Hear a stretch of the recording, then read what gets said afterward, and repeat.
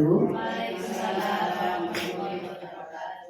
Alhamdulillah pada siang yang cerah ini kita diberi kesempatan untuk bisa berkumpul bersama untuk mengikuti pemaparan dari Ibu Nur Fatona selaku guru penggerak yang akan menyampaikan tentang menyebarkan pemahaman dan penerapan budaya positif dalam rangka memenuhi modul 1.04. Ibu-ibu, mari kita simak bersama dan kita pahami bersama untuk memperoleh ilmu yang terbaru, dan mungkin dari teman-teman kita juga sudah ada yang mempelajari lewat video yang ada di PMM. Jadi mari kita simak kembali untuk mendapatkan pemahaman yang lebih konkret, lebih dalam. Selanjutnya mari kita buka acara pada siang hari ini dengan pembacaan Bismillahirrahmanirrahim.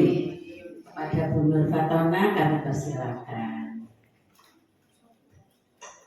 Terima kasih Tuhan. Assalamualaikum warahmatullahi wabarakatuh. Waalaikumsalam warahmatullahi wabarakatuh.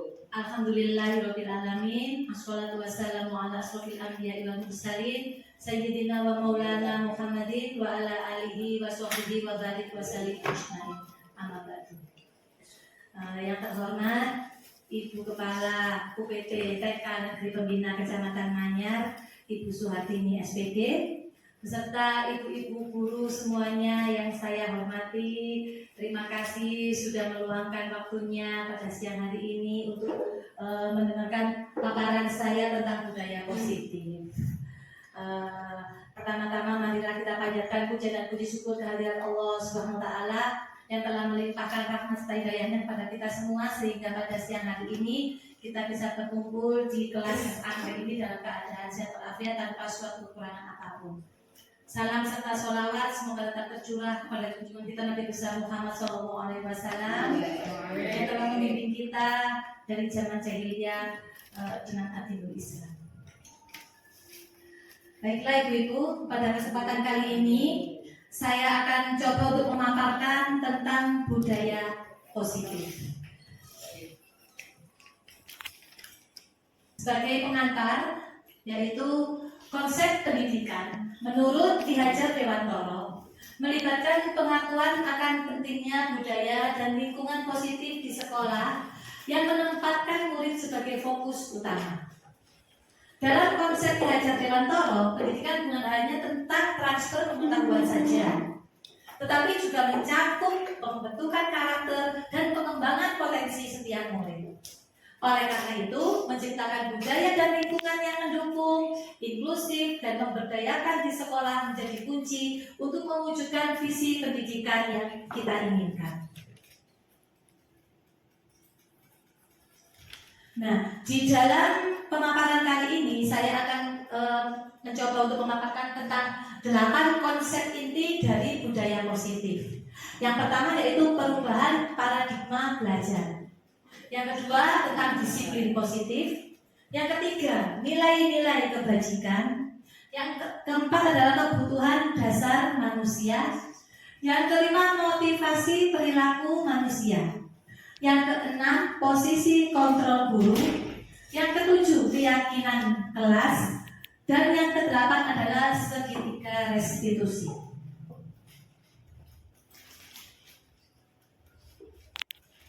Dan paradigma baru.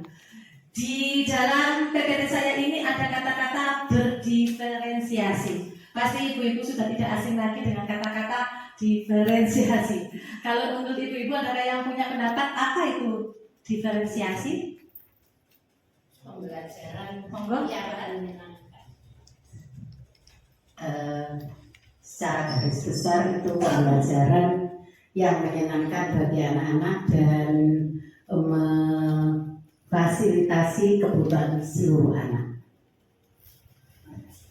Terima kasih Tuhan. Apakah ada yang punya pendapat lain? Apa itu diferensiasi? Nggih. Pembelajaran dengan paradigma baru, nggih, merupakan pembelajaran yang dirancang berdasarkan prinsip pembelajaran berdiferensiasi. Benar sekali apa kata Tuhan tadi. Pembelajaran berdiferensiasi adalah pembelajaran yang membuat para peserta didik menjadi senang karena apa, pembelajaran tersebut sesuai dengan kebutuhannya berdasarkan tahap perkembangannya. Sesuai dengan teori psikologi modern, yaitu untuk mewujudkan profil pelajar Pancasila. Ibu-ibu tentu sudah paham ya Ibu ya, profil pelajar Pancasila yaitu yang pertama beriman dan bertakwa kepada Tuhan Yang Maha Esa serta dan berakhlak mulia. Yang kedua bergotong royong, kreatif, mandiri, bernalar kritis, berkebinekaan global. Bagus sekali. Ibu-ibu sudah paham tentang itu.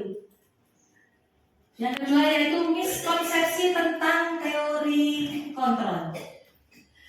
Miskonsepsi tentang teori kontrol itu yang perlu diluruskan di sini adalah kontrol tentang yang pertama itu guru mengontrol murid. Selama ini kita mempunyai pandangan bahwa guru itu bisa mengontrol murid, padahal murid itu juga sebagai manusia dewasa dalam versi kecil ya Ibu ya. Jadi kita tuh sebenarnya tidak bisa mengontrol orang lain dan orang lain pun tidak bisa mengontrol diri kita. Jadi pusat kontrol ada di dalam diri seseorang masing-masing.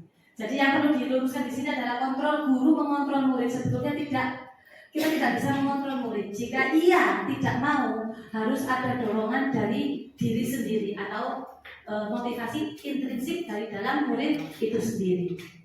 Penguatan positif, efektif dan bermanfaat, semisal bujukan dan nasihat-nasihat. Nah, kita selalu biasanya mengontrol murid dengan bujukan-bujukan dan nasihat-nasihat.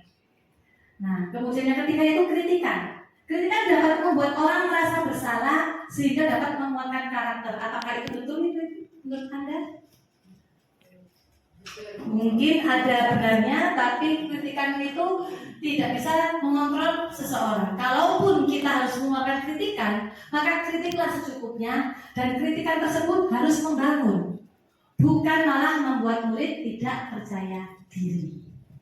Dan yang keempat yaitu orang dewasa memiliki hak untuk memaksa. Kita selama ini mempunyai pemikiran bahwa kita sebagai orang dewasa bisa memaksa anak-anak didik kita.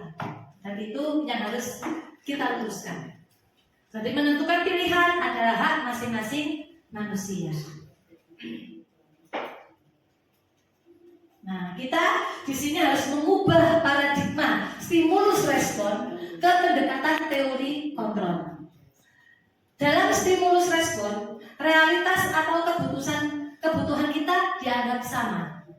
Padahal kita harus mengubah paradigma kita bahwa di dalam teori kontrol, realitas atau kebutuhan masing-masing orang-orang itu berbeda-beda. Kemudian yang kedua, dalam stimulus respon, semua orang melihat hal yang sama. Sedangkan di teori kontrol, setiap orang memiliki gambaran yang berbeda, mempunyai pandangan yang berbeda, pendapat yang berbeda, dan kita harus menghargai pendapat tersebut. Di dalam stimulus respon, kita mencoba mengubah orang agar berpandangan sama seperti kita. Kebanyakan kita seperti itu, menganggap bahwa orang itu pandangannya sama dengan kita. Padahal di teori kontrol seharusnya kita berusaha untuk memahami pandangan orang lain tentang dunia. Kemudian selanjutnya itu perilaku buruk dilihat sebagai suatu kesalahan di dalam stimulus respon, sehingga ada anak-anak ketika melakukan kesalahan itu kita anggap sebagai perilaku yang buruk. Padahal di teori kontrol semua perilaku memiliki tujuan, bahkan perilaku buruk pun itu pasti ada tujuannya sendiri. Di stimulus respon, orang lain bisa mengontrol saya. Itu pandangan kita yang dulu. Kita harus mengubah paradigma kita bahwa hanya kita, hanya Anda yang bisa mengontrol diri kita sendiri. Selanjutnya di stimulus respon, saya bisa mengontrol orang lain. Sama seperti yang tadi saya sebutkan bahwa kita tidak bisa dikontrol orang lain dan kita pun tidak bisa mengontrol orang lain. Pusat kontrol ada di diri masing-masing orang.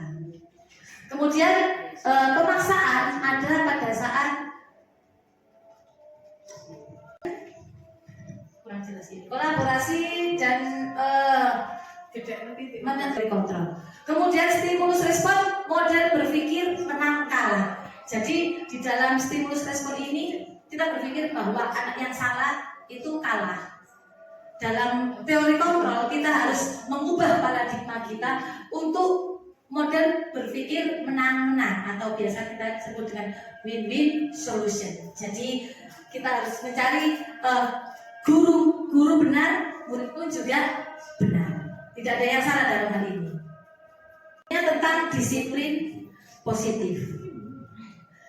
Bila kita bicara dengan disiplin, kita pasti berpikiran tentang bagaimana cara berhubungan dengan hukuman kepada anak. Seperti itu kan di pandangan kita. Sedangkan disiplin positif sebenarnya berasal dari kata disiplina yang artinya belajar. Jadi disiplin itu mengacu pada disiplin diri yang memiliki tanggung jawab terhadap apa yang dilakukannya berdasarkan nilai-nilai yang diyakininya.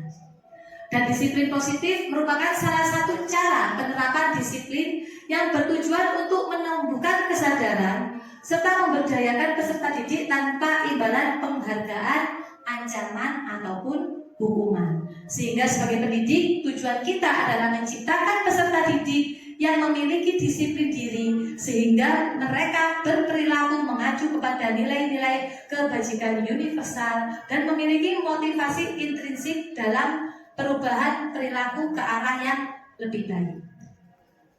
Materi selanjutnya yaitu tentang nilai-nilai kebajikan. Masih semangat ibu-ibu? Masih semangat. Oke, saya lanjutkan tentang nilai-nilai kebajikan. Nilai-nilai kebajikan itu ada banyak sekali ya ibu-ibu. Kita bisa mengambilnya dari profil pelajar Pancasila. Ada nilai-nilai kebajikan di dalam profil pelajar Pancasila itu beriman dan bertakwa kepada Tuhan Yang Maha Esa dan berakhlak mulia. Kemudian ada berkebinekaan global, gotong royong, mandiri, kreatif, dan bernalar kritis. Saya hanya mengambil 3 bagian dalam nilai-nilai kebajikan itu. Yang kedua itu dari IBO Primary Years Program atau PYP. Dalam PYP, nilai-nilai kebajikan yang disebut di dalamnya yaitu toleransi, rasa hormat, integritas, mandiri, menghargai, antusias, empati, keingintahuan, kreativitas, kerjasama, percaya diri, dan komitmen. Sedangkan di dalam keterampilan hidup atau life skill, nilai-nilai kebajikan yang terkandung di dalamnya yaitu dapat dipercaya, lurus hati, pendengar yang aktif, tidak merendahkan orang lain, dan memberikan yang terbaik dari dirinya. Kebutuhan dasar manusia. Kita sebagai manusia tentunya membutuhkan banyak kebutuhan. Kebutuhan dasar manusia yaitu segala sesuatu yang kita lakukan untuk mendapatkan apa yang kita inginkan. Dan seluruh tindakan yang kita lakukan memiliki tujuan tertentu. Dan semua usaha terbaik yang kita lakukan adalah dalam rangka agar kebutuhan dasar kita terpenuhi dengan baik. Di sini saya mencantumkan 5 kebutuhan dasar manusia, yaitu kebutuhan untuk bertahan hidup. Kebutuhan bertahan hidup ini contohnya yaitu dengan makanan, pakaian, tempat tinggal, keamanan, serta kesehatan. Itu adalah kebutuhan dasar yang pertama, kebutuhan dasar untuk bertahan hidup. Kemudian kebutuhan dasar yang kedua itu kasih sayang dan rasa diterima, yaitu rasa diterima, diperdulikan, berbagi, kerjasama, menjadi bagian dari kelompok. Sehingga apabila barangkali ada salah satu murid kita yang tindakannya menyimpang, kita jangan langsung memberikan hukuman atau mencap sebagai anak itu melakukan kesalahan, tapi kita harus melihat apa 5 kebutuhan dasar dari anak itu yang mungkin belum terpenuhi. Bisa saja kebutuhan dia dalam hal kasih sayangnya kurang, sehingga dia melampiaskannya kepada teman-temannya dengan berbuat nakal, dia mencari perhatian seperti itu.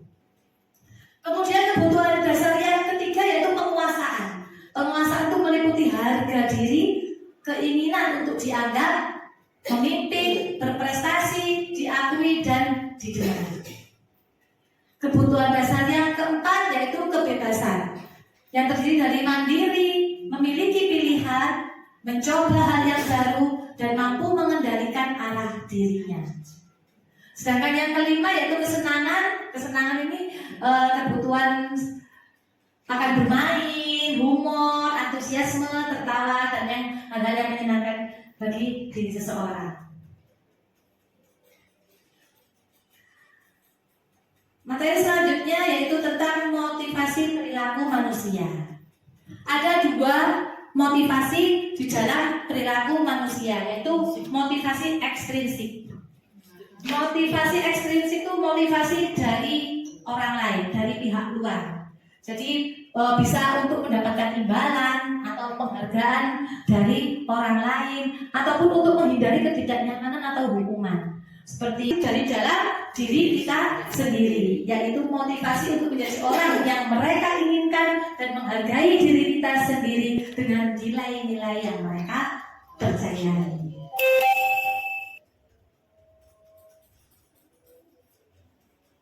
Masih semangat ibu-ibu? Ngantuk ya? Oke, selanjutnya yaitu tentang hukuman. Nah ini, hukuman, konsekuensi, dan restitusi. Hukuman dan konsekuensi serta restitusi ini sangat berhubungan erat dengan kita sebagai guru dalam menghadapi murid-murid kita. Hukuman itu tidak terencana atau tiba-tiba sifatnya. Dan kemudian murid tidak tahu apa yang akan terjadi. Jadi tidak dilibatkan dalam konsekuensi dari hukuman itu tadi, isi dari hukuman itu tersebut. Dan bersifat satu arah, hanya dari pendidik atau dari orang tua. Kemudian hukuman bisa berupa fisik atau psikis. Yang kedua konsekuensi. Kalau konsekuensi itu terencana, jadi disepakati sesuai dengan peraturan. Jadi ada tata tertib di dalam sekolah masing-masing. Bila anak itu melanggar tata tertib, maka dia akan mendapatkan konsekuensi. Tetapi dalam hal konsekuensi, murid tetap dibuat tidak nyaman dan sikap guru selalu memonitor murid. Yang terbaik adalah restitusi. Restitusi yaitu proses menciptakan kondisi bagi murid untuk memperbaiki kesalahannya. Dan proses yang kolaboratif mengajarkan murid untuk mencari solusinya sendiri.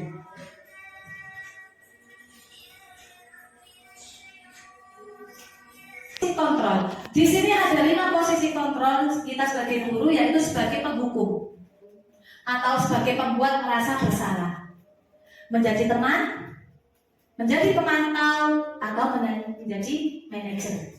Berikut ini nanti ada video yang akan saya tayangkan kepada ibu-ibu. Apa sih 5 posisi kontrol itu? Bagaimana sih posisi kontrol penghukum itu seperti apa? Yang pembuat merasa bersalah itu seperti apa? Mari kita simak videonya berikut ini.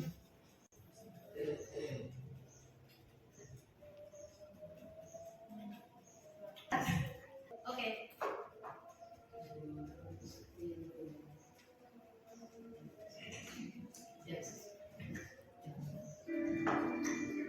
Yang pertama yaitu posisi penghukum.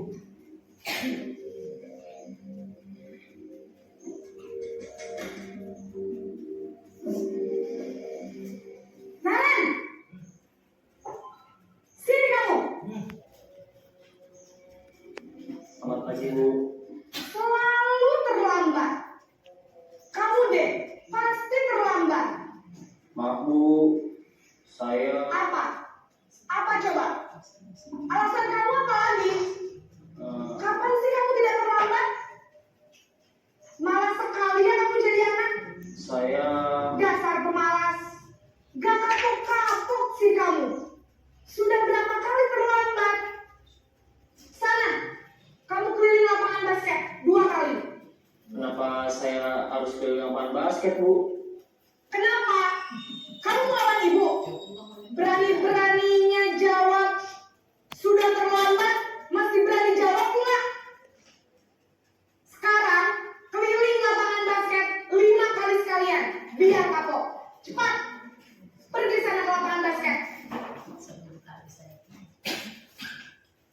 Nah, itu tadi salah satu video tentang posisi kontrol sebagai penghukum, gitu Ibu. Posisi penghukum biasanya berbicara dengan nada tinggi, menghardik, menunjuk, menyakiti dan menyindir. Seperti yang dilakukan oleh Ibu Guru tadi dalam video tadi, yaitu hukuman bisa berupa fisik.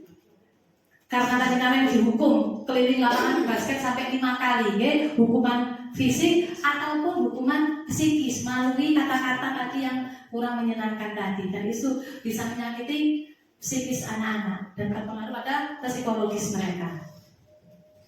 Yang kedua yaitu posisi berikutnya. Nah, kita lihat videonya. Yang kedua yaitu posisi pembuat merasa bersalah.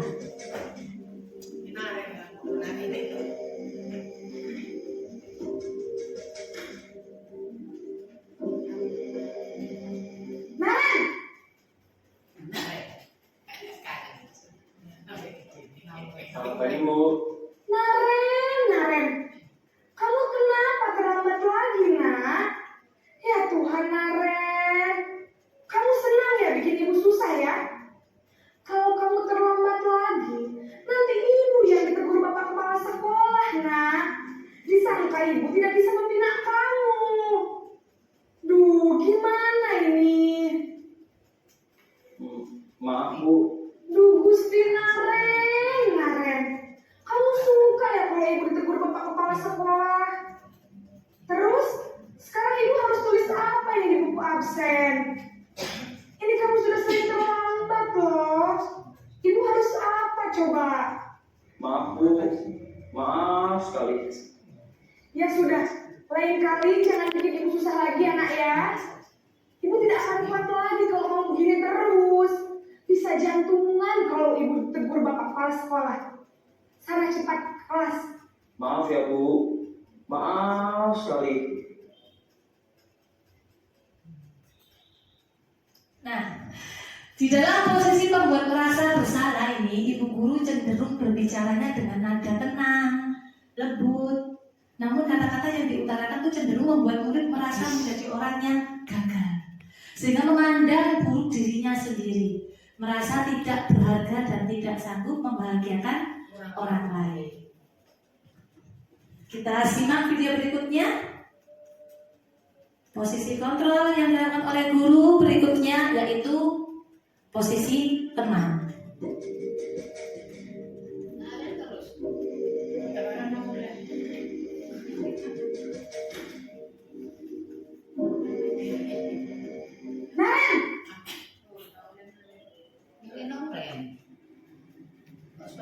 Selamat pagi, Bu. Wah, sudah jam berapa ini nak? Terlambat lagi ya sayang. Iya, Bu. Habis ibu saya lupa membangunkan saya, Bu. Kamu kalau menyalahkan ibu kamu.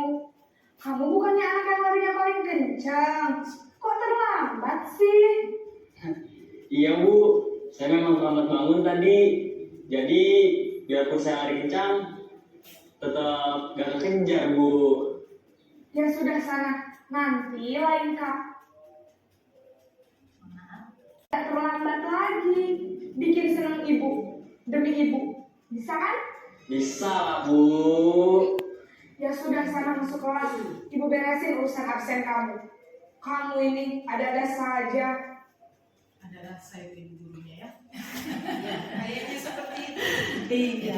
Dalam posisi teman suara guru cenderung ramah, akrab, cenderung bersenda gurau untuk menjaga suasana tetap santai. Murid akan merasa senang, aman, dan akrab dengan gurunya. Namun hal ini adalah faktor eksternal. Faktor yang eksternal dari orang lain, bukan dari dalam dirinya sendiri. Jadi ada faktor ketergantungan antara murid dengan guru atau orang tertentu saja yang membuat dia merasa nyaman seperti tadi. Sehingga murid akan berperilaku baik hanya pada orang-orang yang tertentu saja. Kita simak video berikutnya. Posisi kontrol guru yang keempat yaitu sebagai pemantau atau monitor.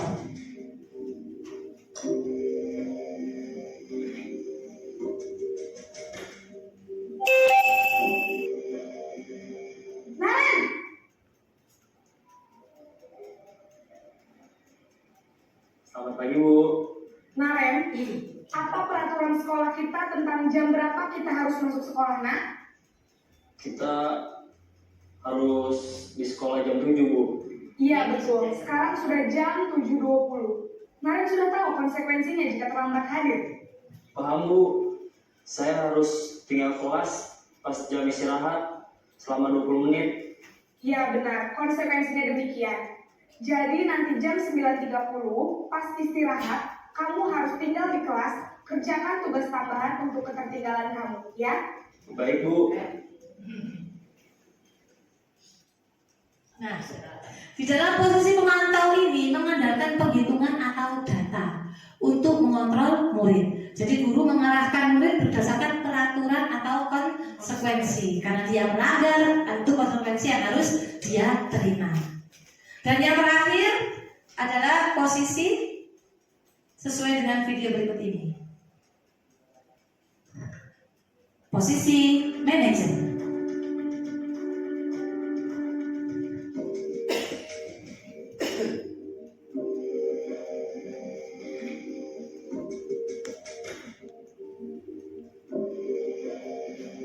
Naren, Yang beli ini saya. Selamat pagi, Bu. selamat pagi Naren. Maaf, Bu. Saya terlambat. Iya, sekolah masuknya jam 7, sekarang sudah jam 7.20. Jadi sekarang bagaimana ini Naren? Maaf, Bu. Saya lupa setel alarm saya semalam. Baiklah, menurut kamu, keyakinan sekolah yang mana yang perlu kamu tingkatkan? Menghargai diri sendiri dan orang lain mungkin ya, Bu. Setuju. Jadi, apakah Naren meyakini prinsip saling menghormati tersebut? Iya, Bu. Saya meyakininya. Apakah Naren bersedia memperbaiki masalah keterlambatan ini? Bersedia, Bu. Bagaimana kamu akan perbaiki masalah keterlambatan ini? Saya akan coba untuk tidak lupa menyetel alarm saya, Bu. Baik, kalau Naren lupa menyetel alarm di rumah, ada orang yang kira-kira bisa bantu mengingatkan tidak? Ada, Bu. Kata saya, Kak Emma. Ada lagi selain Kak Emma? Selain Kak Emma, ada ibu saya. Baik, jadi yang mengingatkan Naren adalah Kak Emma dan ibu kamu ya? Kira-kira akan mulai setel alarm kapan nih Naren? Setelah pulang sekolah, akan segera saya lakukan. Baik, jadi Naren akan setel alarm untuk bangun besok pagi dan akan diingatkan oleh kakak dan ibunda Naren ya. Ada lagi yang mungkin perlu dilakukan Naren agar tidak terlambat bangun lagi. Tidak ada, Bu. Baik Naren, terima kasih untuk bersama kamu. Sekarang kamu perlu kembali ke kelas untuk belajar. Baik, Bu. Terima kasih. Nah, di posisi manajer ini adalah posisi kontrol yang disarankan kita sebagai guru untuk membimbing murid memiliki sikap disiplin positif. Karena apa? Karena di dalam posisi manajer ini guru dengan tulus mengajukan pertanyaan-pertanyaan yang bermakna agar membuka pikiran murid, sehingga motivasi murid akan datang, timbul dan muncul dari dalam dirinya sendiri. Guru membimbing murid untuk memecahkan masalahnya secara mandiri, dan tujuan dari posisi ini adalah agar murid dapat berefleksi atas tindakannya, sehingga dia akan mendapatkan solusi dari apa yang permasalahan dihadapi. Oke, berikutnya yaitu tentang keyakinan kelas. Mengapa keyakinan kelas? Mengapa bukan peraturan kelas? Karena keyakinan kelas itu bersifat abstrak dan berupa pernyataan universal. Keyakinan kelas dibuat dalam pernyataan yang positif. Jadi kata-kata yang atau kalimat yang digunakan dipakai adalah kalimat yang positif dan sedikit saja agar mudah diingat oleh anak. Berikutnya yaitu sesuai dengan kondisi kelas dan sekolah sehingga mudah diterapkan. Dan yang terpenting, keyakinan kelas ini dibuat dengan melibatkan semua warga sekolah atau warga kelas saat membuatnya. Jadi bukan tata tertib yang hanya dari satu arah dari sekolah saja yang membuat, tapi keyakinan kelas ini dibuat bersama-sama antara guru, murid, dan semua warga sekolah.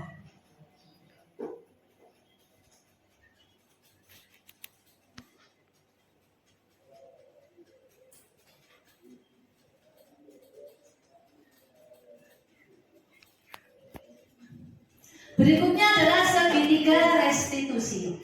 Segitiga restitusi ini adalah suatu proses dialog yang dijalankan oleh guru agar dapat menghasilkan murid yang mandiri dan bertanggung jawab. Ini adalah cara guru untuk menyelesaikan masalah yang dihadapi oleh murid. Di dalam segitiga restitusi ada tiga langkah yang bisa diambil atau dilaksanakan oleh guru, yaitu yang pertama, menstabilkan identitas.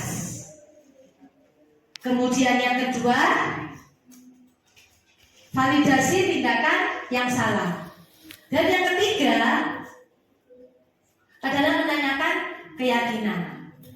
Nah, seperti bagaimana langkah-langkah dalam kita untuk menerapkan segitiga restitusi ini?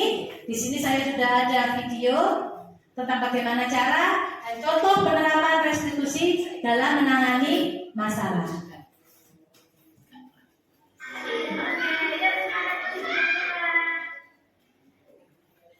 Di kasus ini yaitu ada salah satu murid yang bernama Dirga. Dia meminta izin pada saat kegiatan, meminta izin untuk ke toilet, tetapi ternyata dia malah menyembunyikan sepatu milik temannya.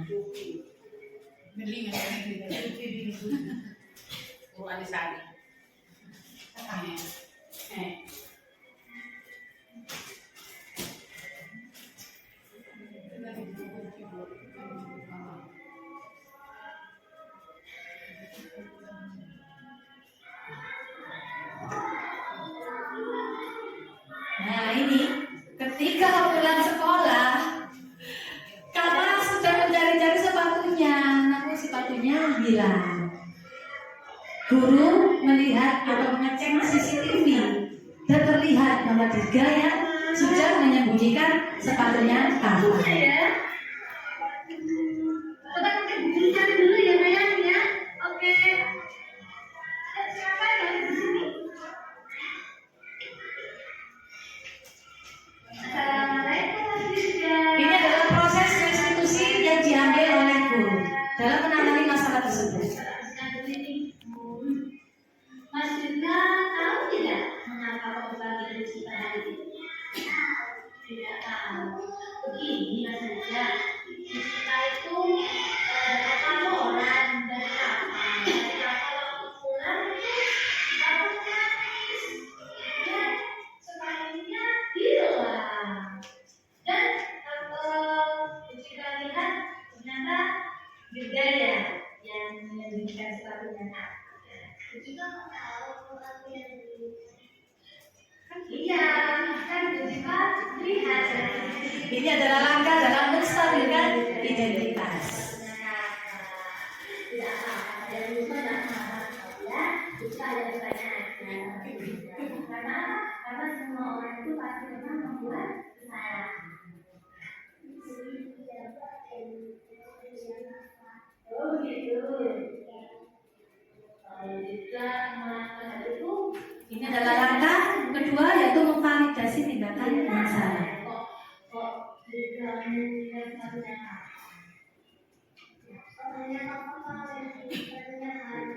oh gitu, karena ada seperti itu. Iya. Nah ini kalau menurut kita, Langkah yang ketiga yaitu menanyakan keyakinan. sudah sesuai dengan keyakinan kelas yang sudah kita sepakati bersama, tidak? Sudah. Kalau tidak, menurut kita, keyakinan kelas mana ya yang tidak sesuai dengan perbuatan beda tadi?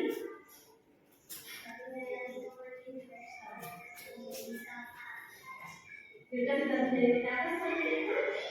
Saya seperti apa?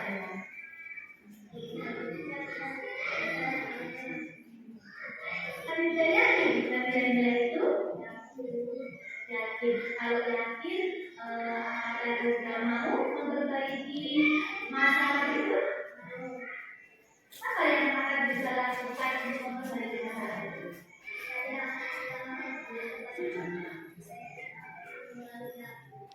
Bagus sekali. Kita sudah mengerti kesalahan kita. Kita sudah bisa menyelesaikan masalah yang kita sendiri. Kita bangga sekali sama kita. Terima kasih yang sudah.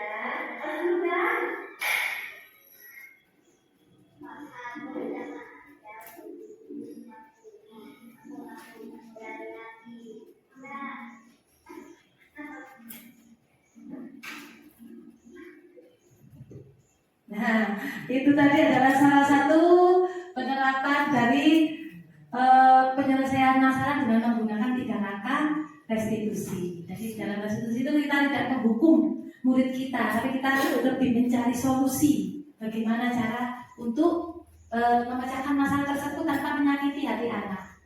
Dan sehingga akan muncul motivasi intrinsik dalam diri anak untuk tidak melakukan perbuatannya seperti itu lagi, sehingga karena anak menyadari kesalahannya. Sebagai penutup, dalam penerapan program disiplin positif, hendaknya guru memiliki standar kepribadian profesional dan sosial yang baik, di mana guru mampu merefleksi dirinya dalam posisi kontrol saat ini, bagaimana perjalanan dirinya sebagai ANO atau sebagai manajer yang menuntut murid-muridnya menjadi insan yang mandiri, merdeka, dan bertanggung jawab.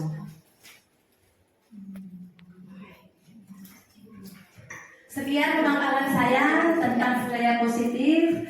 Terima kasih dan semoga bermanfaat untuk ibu-ibu semuanya. Saya mohon maaf apabila dalam pemaparan saya ini terdapat kekurangan dan kesalahan dari saya. Saya akhiri. Wassalamualaikum warahmatullahi wabarakatuh.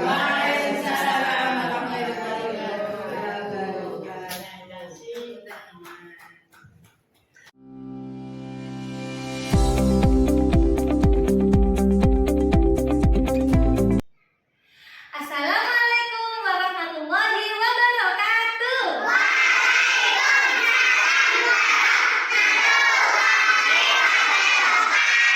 Selamat pagi anak-anak. Apa kabar kalian hari ini?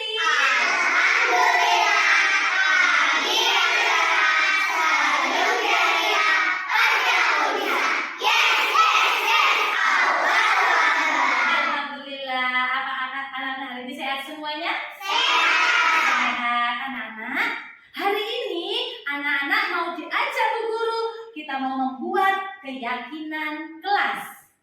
Membuat apa saya? Keyakinan kelas. Apakah anak-anak tahu apa itu keyakinan kelas? Oh, tidak tahu. Apakah anak-anak pernah mendengar tentang tata tertib? Pernah. Tata tertib itu harus diapakan ya? Harus disiplin katanya dia. Hebat. Harus apa lagi? Harus apa lagi? Harus dijalankan atau harus dilanggar? Dijalankan. Ya, harus dijalankan. Nah, kalau tata tertib itu yang membuat adalah sekolah. Hari ini anak-anak mau diajak Bu Guru membuat keyakinan kelas. Keyakinan kelas itu ya kita yang membuat, Bu Guru dan juga anak-anak. Jadi keyakinan kelas itu kita sendiri yang membuat. Kita yang membuat, kita yang menjalankan. Setuju anak-anak? Setuju. Oke. Nah, coba ya. Kemudian ini. Nah, keyakinan kelas kelompok apa? Anggrek. Sesuai dengan kelas kita kelompok anggrek. Oke. Nah, anak-anak kira-kira anak-anak tahu tidak? Ini gambar apa ya? Anak apa? Anak sekolah. Sedang ngapain dia? Sedang keset. Betul sekali Abizar. Kalau keset dia berarti mau masuk ke mana? Masuk ke kelas. Berarti keyakinannya kelas ini siapa yang tahu kira-kira apa? Bagus Arimbi. Sebelum masuk kelas keset dahulu. Anak-anak setuju tidak kira-kira kalau kita sebelum masuk kelas kita keset dahulu? Setuju. Nah, nanti kalau anak-anak setuju, anak-anak kasih gambar ini. Nah, jempol. Setuju. Tapi kalau enggak Bu, aku enggak setuju. Enggak apa-apa. Kamu pakai gambar ini. Kamu ambil yang di mangkok hijau. Berarti kamu tidak setuju. Nanti dikasih lem belakangnya, ditempelkan di sebelah sini. Nah, ini keyakinan kelas. Sebelum masuk kelas keset dahulu. Dimulai dari anak yang perempuan. Silakan. Dari Arini dulu. Silakan ambil yang mana? Setuju apa tidak? Silakan Asila. Ditempel di sini. Dikit aja rumahnya. Oke. Bagus. Ayo yang perempuan silakan. Nah, ini ada anak.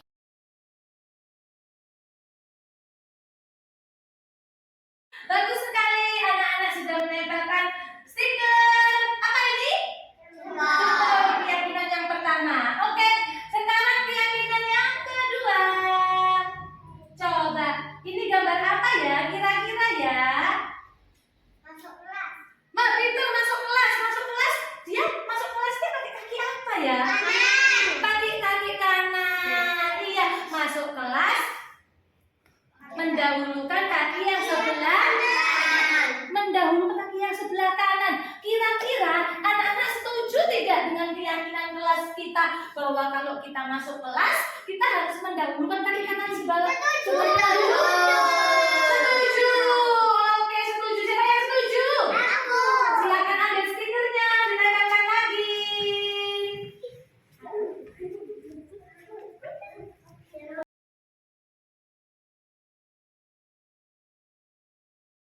Baik anak-anak, sekarang keyakinan kelas yang nomor 3. Sekarang yang nomor 3 ya. Kira-kira gambar apa ya ini? Anak-anak sedang apa ini? Apa Mbak Arsila? Berlarian di dalam? Boleh apa tidak ya? Oh, tidak boleh berlarian di dalam kelas. Iya, berarti ini dikasih guru tanda apa ya kira-kira?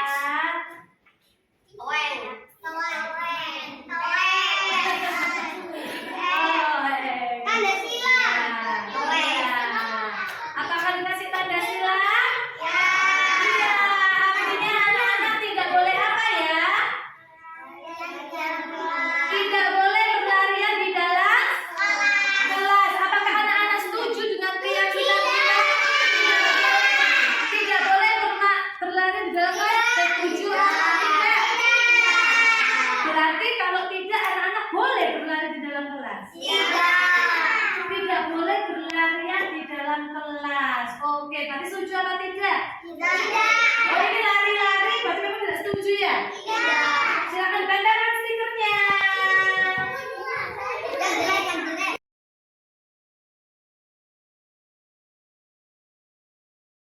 Nah, anak-anak, sekarang keyakinan kelas yang nomor 4. Kira-kira gambar apa ya ini? Siapa yang bisa menebak? Apa sayang? Membuang sampah pada tempatnya. Kira-kira anak-anak setuju tidak kalau kita membuang sampah pada tempatnya? Setuju. Silakan ditempelkan di gambar anak yang membuang sampah pada tempatnya.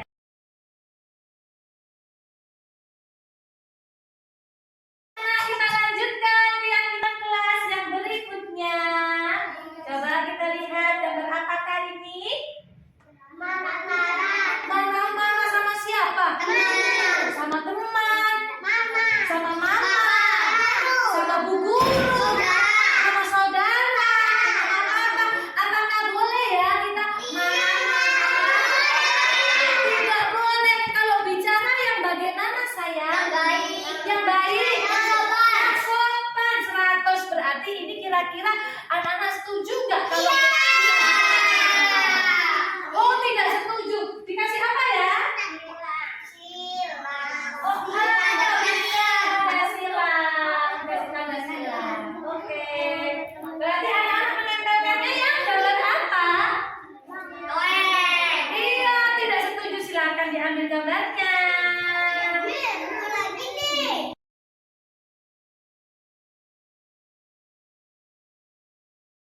Oke anak-anak, sekarang kita menuju ke keyakinan kelas yang selanjutnya.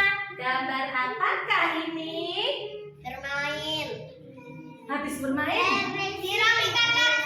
Bagus, habis dirapikan lagi terus diapakan mainannya? Dirapikan.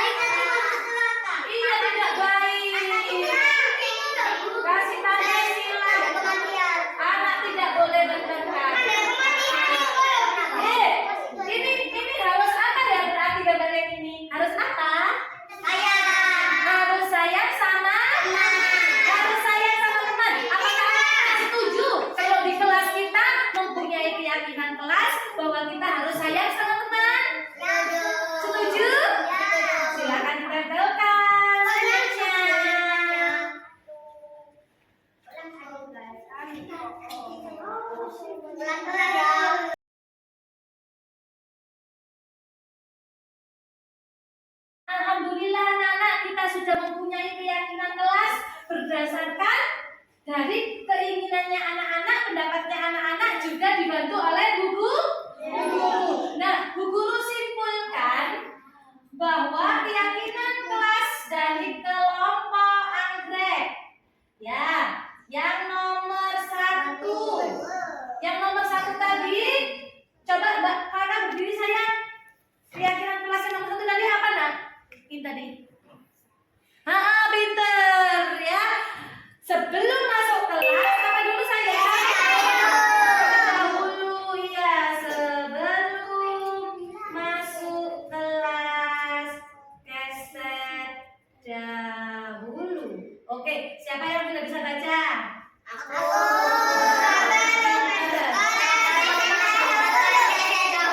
Oke, bagus.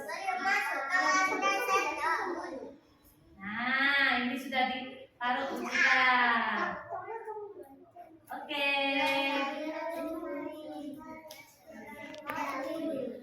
Nomor 2. Keyakinan kelas yang nomor 2, silakan Mbak Najwa yang berdiri. Mbak Najwa, keyakinan kelas yang kedua ini kira-kira apa sayang? Bagus sekali. Masuk kelas pakai kaki kanan. Pakai kaki kanan. Oke. Yang kedua.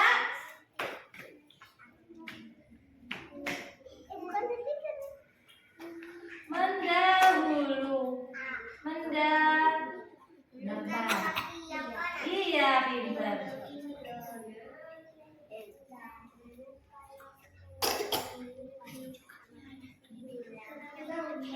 Mendahulukan ya, apa sayang? Kaki yang kanan. Oke.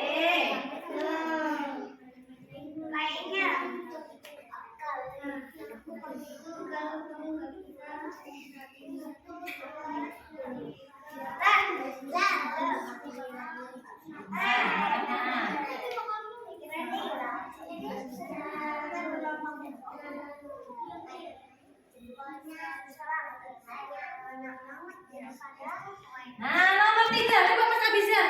Mas Abizar, tempat nomor 3 apa Mas Abizar?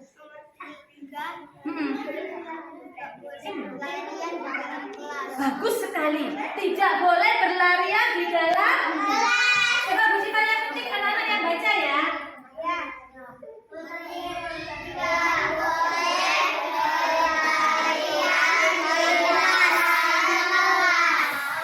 Oke, bagus. Nomor 4, Bu Syifa minta tolong kepada Arsila. Arsila nomor 4, apa keyakinan kelasnya? Bagus, apa sayang? Membuang sampah pada tempat. Membuang sampah pada tempatnya. Coba kita baca sama-sama. Membuang sampah pada tempatnya. Ya, sekarang yang nomor 5. Yang nomor 5 apa ya? Yang nomor 5 ya. Keyakinan kelas yang nomor 5. Marah-marah. Boleh marah-marah? Boleh marah-marah berarti harus apa?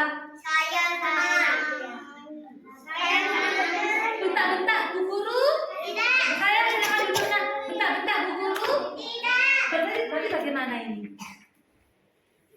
Bagaimana kalau bicara dengan Bu Guru? Yang baik. Yang baik? Yang sopan. Yang sopan. Oke. Coba kalian baca ya. Bicara yang sopan kepada Bu Guru. Kepada Bu Guru. Oke, nomor 6. Nomor 6. Oke, Mbak Asya angkat tangan. Mbak Asya apa nomor 6 Mbak Asya?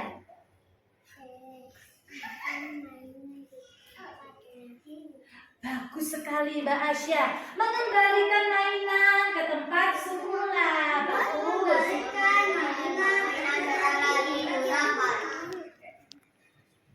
Mengembalikan mainan Setelah digunakan. Oke. Nomor 7. Nomor 7. Siapa yang mau angkat tangan? Aku. Oh, Mbak Kanjeng, Mbak Kanjeng. Mbak Kanjeng, Mbak Kanjeng. Aku ada nanti angkat tangan. Harus apa ini? Tangannya gini. Sayang sama. Pinter. Harus sayang sama